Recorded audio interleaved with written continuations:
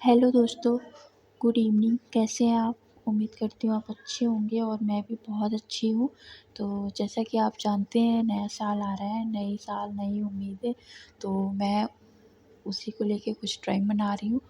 तो हर साल आता है और हर साल कुछ नया सिखा कर जाता है। जब हम इस ब्लैंक पेपर पर पहली बार लाइन करते हैं, तब असल में हम अपने नए साल की पहली सोच बना रहे होते हैं। ये सिंपल सा फ्रेम सिर्फ डिज़ाइन नहीं, यह एक रिमाइंडर है कि लाइफ में हमेशा बाउंड्रीज और बैलेंस ज़रूरी होता है।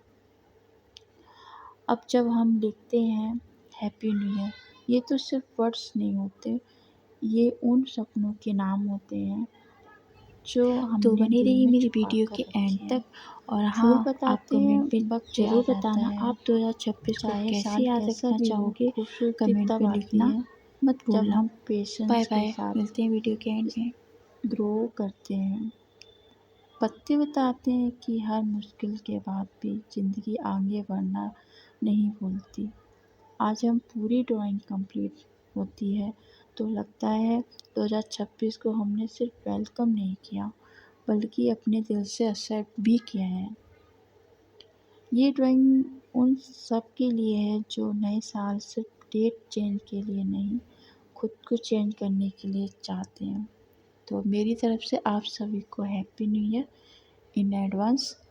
और ज़्यादा इमोशनल वर्जन